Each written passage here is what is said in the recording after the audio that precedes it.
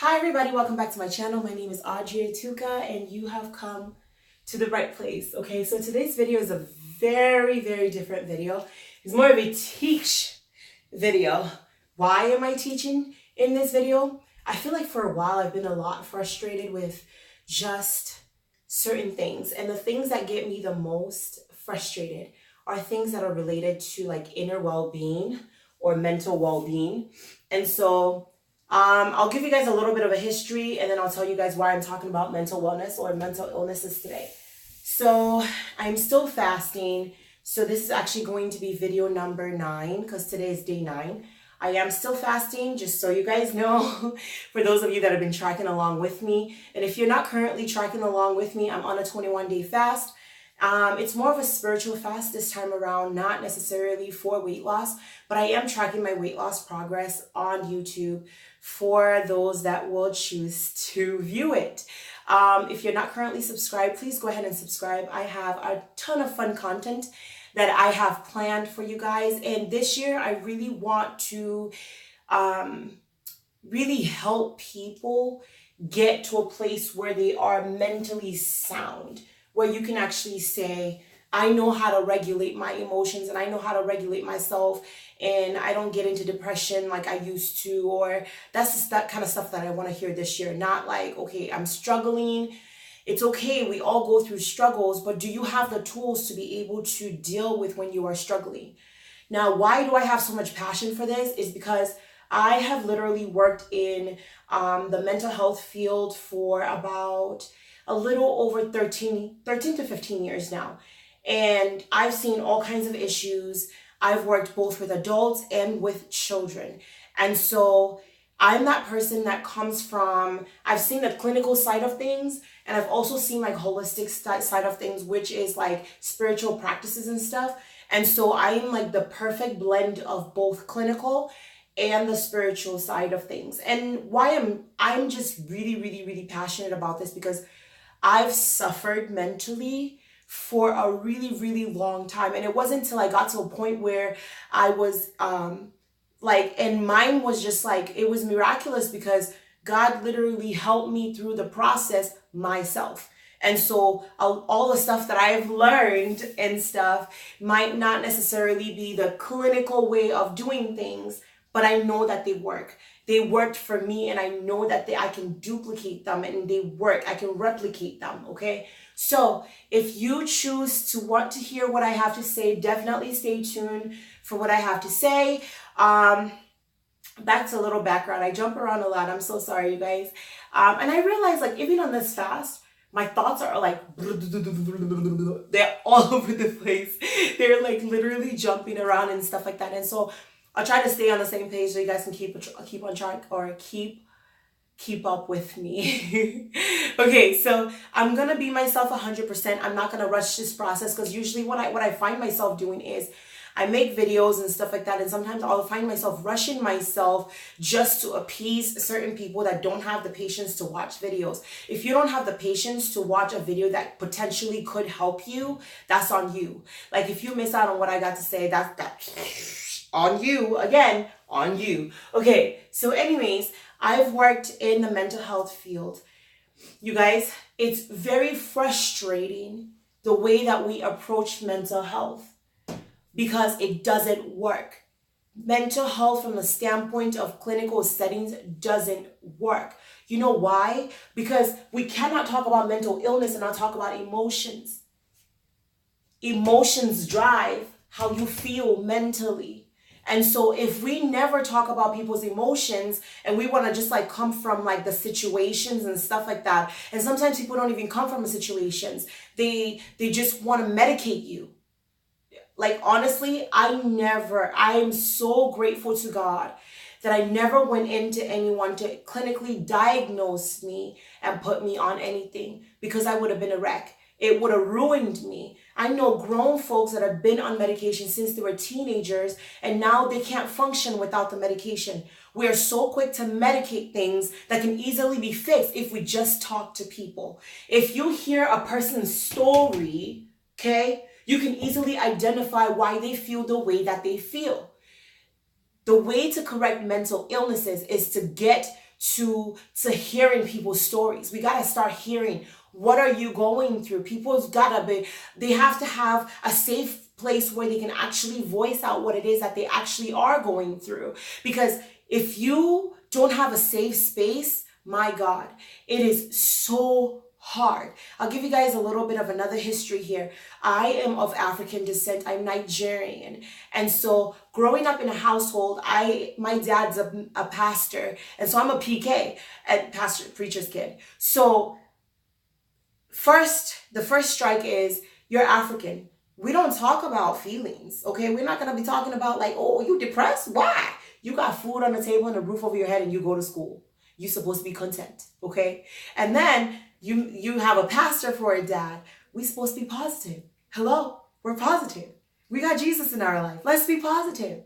And so I found myself in a situation where like I was spiraling and nobody knew and I couldn't talk about it, yet I had to be okay because I got Jesus in my life. But it doesn't work that way. There's a lot of people who got Jesus in their lives and they're miserable. Now, let me tell you, this is where I'm coming to the rescue and be like, hey, enough is enough of the pain. You don't have to go through the pain. Mental struggles, I feel, are probably one of the worst things you can go through, because nobody can put you in a machine and quantify your pain. Nobody can quantify your pain. Nobody can look at you and be like, oh yeah, you know what, on a scale of 1 to 10, how are you really feeling today? Like, nobody can do that. It's just you're miserable, and sometimes you can't even voice it out. You can't even put words to it. And sometimes you don't even have the justifications to be in that space. Like, what are you so sad about? Your life is great. Your life is made. You got money in the bank. You got this bag secured. What's the problem? I don't know. I'm just sad. So I've been there. When I tell you I've been there, I have put my husband through it. I have been there. I've been in situations where like you just hit rock bottom and you don't know how to get back up. And that is the toughest place for anybody to be, because no one can help you. Nobody can help you.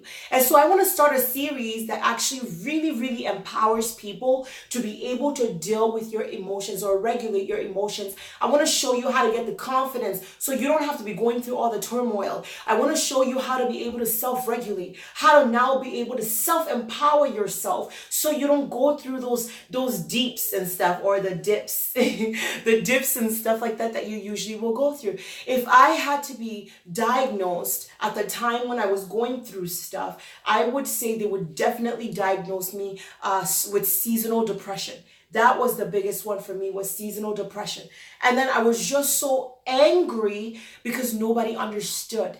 Nobody understood. I would say, honestly, mine started probably in high school or maybe junior high. I was bullied so bad in 7th grade. I feel like that kind of started that chain sequence of events, I suppose.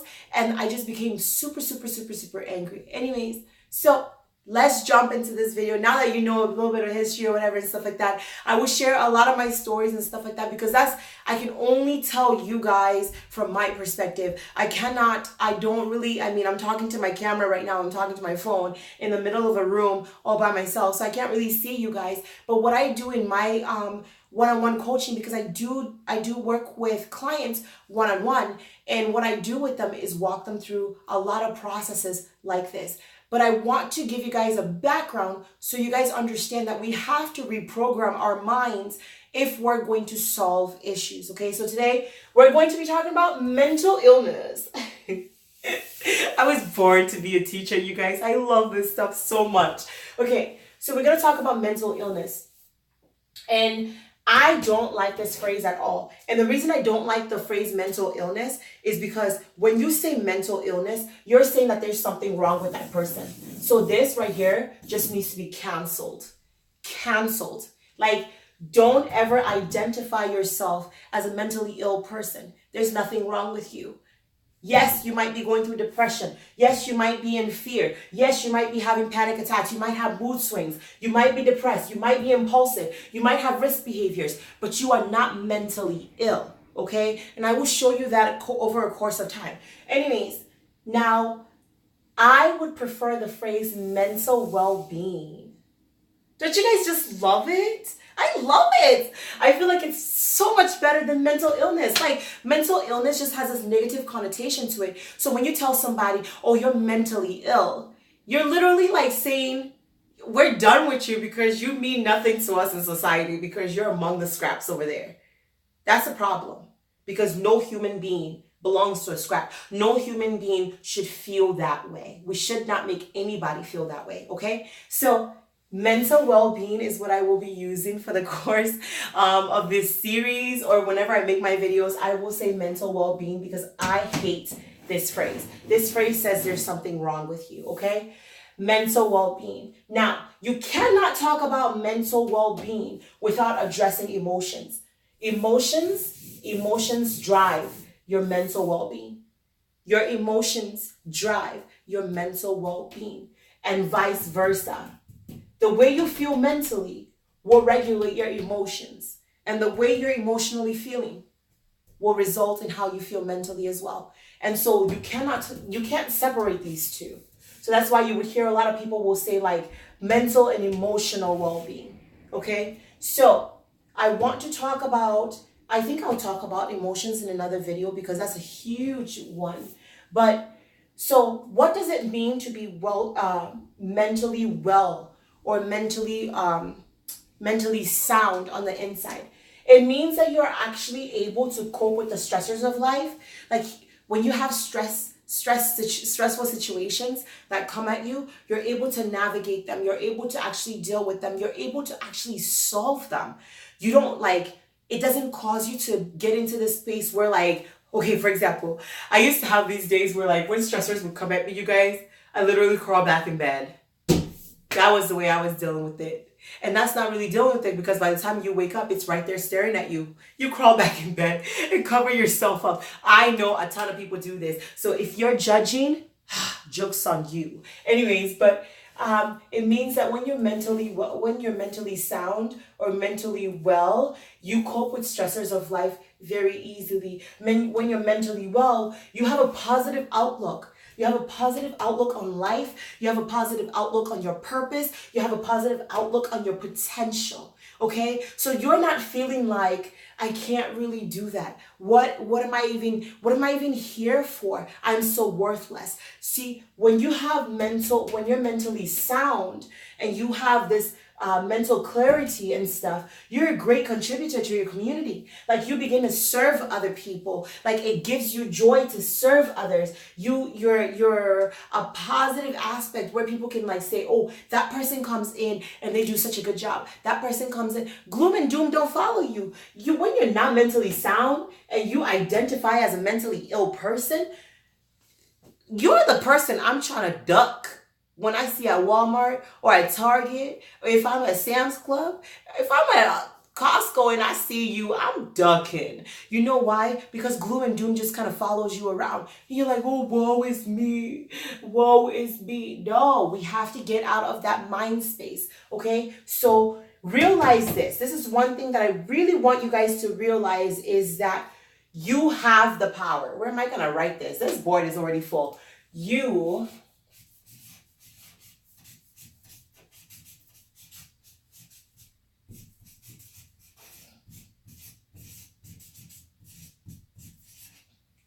You have all the power. Nobody else can do this for you. I can only give you the information. Nobody else can help you with your mental well-beingness, okay? Nobody can help you become mentally well. Only you can. I don't care what nobody says. Nobody can help you. There is no sugar pill you can pop to go through this to get to this point. Nobody can help you until you make the decision that you have all the power.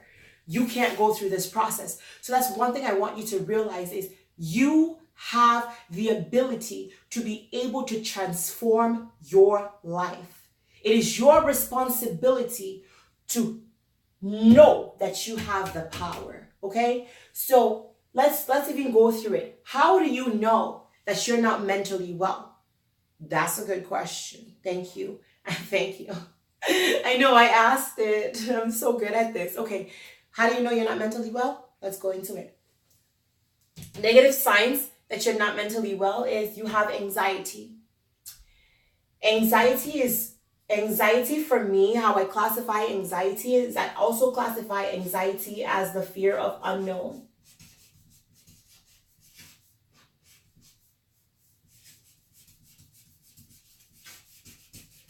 Sorry guys, it's running into other areas and stuff, but anxiety is a fear of the unknown. You know, when you're like, oh, there was one video on Facebook a couple years ago where they blindfolded people and then they would have them put their hands into like a little thing and your mind starts making up a bunch of crap. And then when they take the blindfolds off, people would be like, wait, what? This is what I was feeling around. And they just look so stupid. But that's literally what we do with our minds is oftentimes when we don't know what's coming, we've become so fearful of creations in our minds. Like, what if they don't like me? What if I dress wrong? Oh, what if something happens? What if I stain my shirt? What if they don't agree with me? Oh, I'm not sure if they're going to accept me. And we become so fearful and we're terrified of just the unknown. Like we're just terrified of the stuff that we've already made up.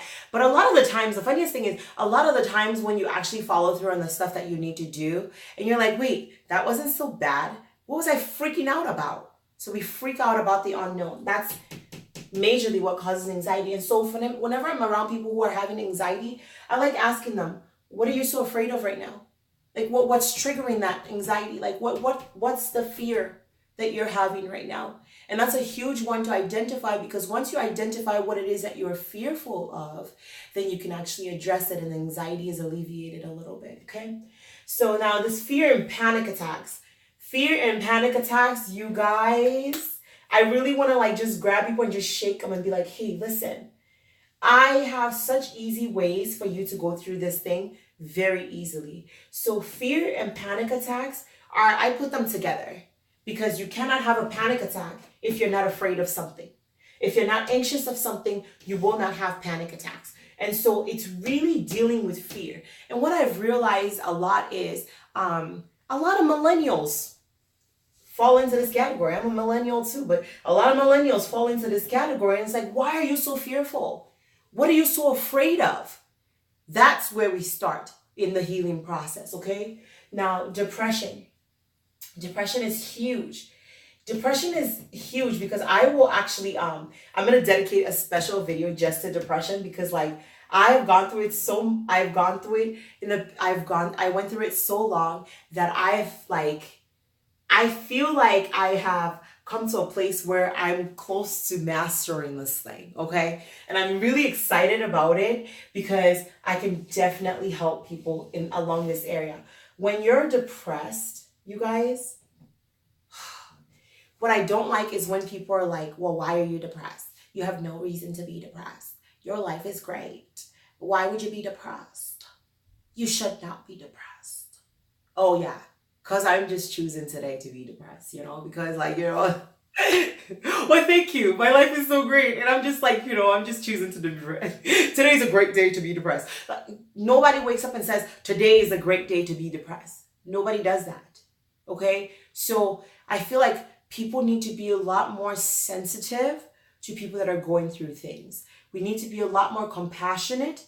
If you don't understand it, shut up. Just be there for the person. Don't criticize or condemn something you have never been through. A couple years ago, I was talking to somebody and they were like, oh my God, I just don't understand why people can be sad. And I had to stop them and I said, I've gone through it. I know what it feels like. It's not fun. And then a few years ago and stuff, they went through it. And when they were going through it, it was like, one of those moments where you want to be like, I told you so. And you want to be petty. I wasn't petty. I had Jesus. So I wasn't petty. But it was one of those moments and I had to tell the person, I can't help you. I cannot help you out of that place. And that's the sincere truth. I wish we would be more honest in our society and just be truthful. I cannot help you when you have hit rock bottom here. All I can do is sit there and wait for you to make up the decision, to have a solid, concrete choice that I have the power. I'm getting out of this thing. Enough is enough. And until the person that's going through the depression gets to that point, there's nothing anybody can do for them. You can medicate from now till Jesus comes back.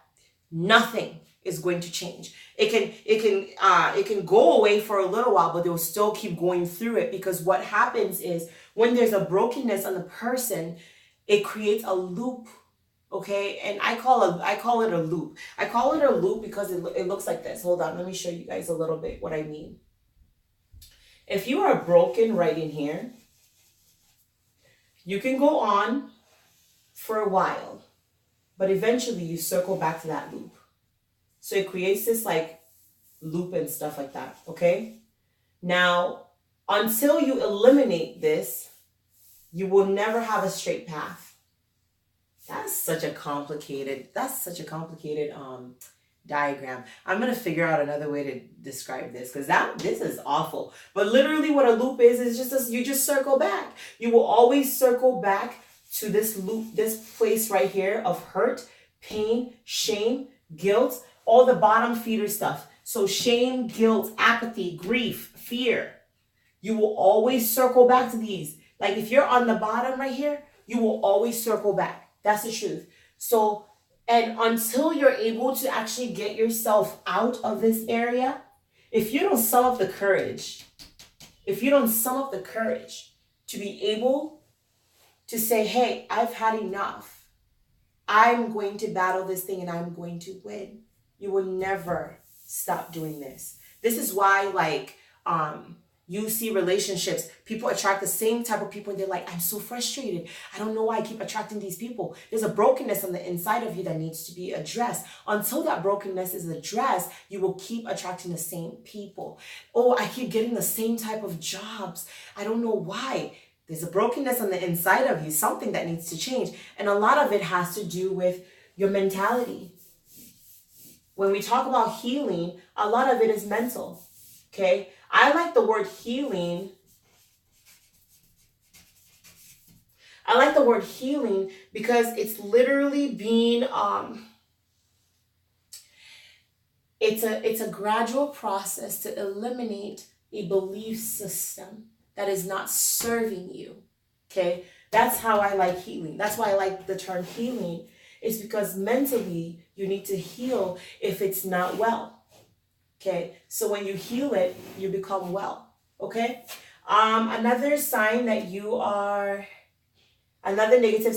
are not well is you're impulsive and you have risk behaviors. These are things like doing drugs. If you are in abusive relationships, if you are impulsive, where it's just like, I'm gonna just, you're in a car and then you just start speeding for no reason. You're impulsive. You don't think things through. You'll quickly just get into a situation without really analyzing what the risk of the situation actually is. That's how one of the signs you know that you're not well. Violence, whether domestic, verbal, physical, whatever. If you're in a violent situation, if you're the violent one, if you're around someone else that's violent and allow yourself to be in that situation, you're not mentally well. Acute conditions. So acute conditions is where my fast is tying in, okay? So obesity, diabetes, cardiovascular diseases, HIV, STIs, stuff like that are acute conditions. And when you are going through these, because these are solvable. Now, I will not touch on this because I have no business touching on this, okay? I know my lane of jurisdiction and I will stay in my lane of jurisdiction. And so, but I will touch on these right here, okay? The reason I'm going to touch on this is I have a story for cardiovascular disease. I think a couple of years ago, probably about 8 years ago, my life was super, super, super high stressed. Like so high stress that like I started having heart palpitations where my heart would just do some really, really weird things. I went to the doctor. They were like, your cholesterol's high, just all kinds of mess. And I was like, I'm too young for this. and stuff. Let me tell you guys why those things were happening. Those things were happening because on the inside of me, I was in so much fear. I was anxious about everything. The phone could ring and I'm like, my heart would just start doing the irregular heartbeat thing. So a lot of cardiovascular issues are based off of you not taking care of yourself. Whether that be proper nutrition, exercise, your mental state determines what happens to your heart. Okay? So, and diabetes, you're not watching what you're eating and just letting yourself do proper, not exercising and going through certain foods that are not good for you and stuff. Now, on the other hand, I'm an advocate for living in a freedom and abundance. I'm an abundance girl, okay? I was created to live in abundance. I believe that God wants us all to live in abundance. But abundance means that I'm also smart. I'm smart. That's why I'm fasting. I'm fasting to regain my health. I'm fasting because I was obese. Okay, not anymore. Not anymore. But I'm taking control back. What I love about fasting is that fasting puts you in the right state of mind. Mental well-being, or at least it tries to. Because when you are fasting, a lot of the things that show up are emotions. And then you have to deal with them one after the other to regulate. So fasting kind of pushes you into this space where you have to self-regulate, okay? Or where you have to face the issues that you're not trying to face. And I believe that's actually why people are scared of fasting. Because unconscious or subconsciously, there's an inkling of, I might have to deal with stuff that I don't want to deal with. I think there's a knowing unconsciously, and people just don't want to go through that process. But fasting will bring up emotions that are buried that you need to deal with. Okay? And then last but not least, the question of the day is mental illnesses hereditary? Okay, this is a huge question. I'm not a medical doctor or anything like that. I don't have a medical degree or anything like that, but I have observed medical doctors do their thing, and I don't feel like they're particularly even smart. The reason I would say that is, okay, maybe not all doctors, but the reason I will say that is because doctors go to school to regurgitate information. They study to pass exams. They read books that somebody else wrote. How do I really know the person who wrote the book actually knows what they're talking about? Like, how do you really know? And then every now and then they're required to come back and relearn. And then if information has changed, they have to learn the new information. You see what I'm saying? So when I go to the doctor, how do I really trust that your brain is your own and you're actually using it? I don't put my trust in doctors is what I'm simply trying to say. Okay? So with that said, I'm not a medical doctor. I cannot tell you if mental illnesses are hereditary or whatever and stuff like that, but from my perspective. But I will always share my opinion because I'm very opinionated like that, okay? Is mental illnesses hereditary? I would say no. The reason I say that mental health illnesses are not hereditary is because of this. When a child is born, okay, so if mental illness is hereditary, that would mean that it's on the cellular level. Like it's on, like in your DNA. Cellular. Okay, so we're not talking about DNA. Okay, I don't believe that it is at this level. I really don't. I do believe that there are issues or certain sicknesses that might be at the cellular level or the DNA level and stuff, because your DNA just simply carries messages, right? Well, right now, if science is actually showing that you can change your DNA, we'll get to that in later videos. But what I think is that when a child observes someone that is mentally ill, okay, they study the patterns and the behaviors. They observe and they're listening and they're in that environment and they're absorbing it. And the first 7 years of a child's life predicts what their whole life will be. That's what science says. Science says that the first 7 years of your life is the programming that you will carry for a lifetime if you don't choose that you have the power, and then change certain things, okay? So when a child is in that environment, I believe that they observe and they study and they mimic exactly what they see, because we're creatures that assimilate to the culture or assimilate to our environment. So I think that it's more of a learned trait, right? And when it's learned, it becomes your belief system. When it becomes your belief system, it becomes your reality, because thoughts will always produce things. Thoughts will manifest as things. So if you see your daddy and your mommy that are always depressed or always anxious or always in fear, and that's the environment that you grew up in, that doesn't mean that it's hereditary. It means that you learned how to be depressed and how to be anxious and how to be fearful. And then when you learned it, it became your reality, because that's your belief system. But the best part about belief systems is it can be changed. It can be changed. You can wake up tomorrow and decide, I don't want to believe this no more. I'm going to believe something else. And that's the beauty of what we are, is God created us to be able to change our minds. And it's just beautiful to me. I think it's beautiful. Anyways, you have to remember that you have the power. This all right here, all of this right here, mental well-being means you have the power. Take your power back.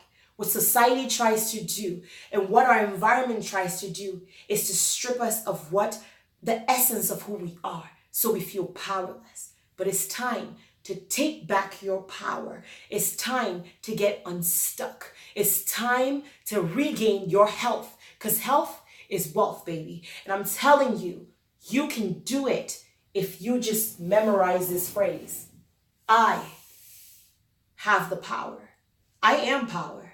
Heck, I got all the power. You can't tell me nothing. Shoot, I am power. You see what I'm saying? And when you get this into your subconscious, you become powerful. And then none of this, you don't really go through a lot of this. And when you do go through this, you're able to self-regulate. Anyways, I hope that you guys actually benefited from the information that I had to share with you guys today. I hope that it was beneficial. If not, drop me a comment below and say, hey, can you touch on another subject, please? Anyways, but if it did benefit you, please definitely comment below. I know that a lot of people suffer from a lot of like mental health issues and stuff, or mental health subjects. Let's go with that. I'm trying to help. I'm really trying to help. I really have a huge passion for this area. And I'm coming from the spiritual perspective of things, and just being in an environment where the clinical I just don't feel like the clinical setting all the way works, but there are spirituality and it actually works. I believe in the holistic way. Anyways, I love you guys. Definitely subscribe if you're not subscribed already. Oh, I feel like I'm a little like, this is my first video that's like this, so I feel like I'm a little like, I don't know what I'm doing. But you know what? We will get better. Best believe that, because I got the power. We will get better. I did actually mix my snake juice today, you guys, so I'm actually drinking my snake juice. That's where the energy is coming from, and more mentally too. Anyways, I love you guys, and I'll talk to you guys in another video. Remember that you are the light. Shine your light very bright, because it's your light that causes other people to be free. I will talk to you guys soon. Bye-bye.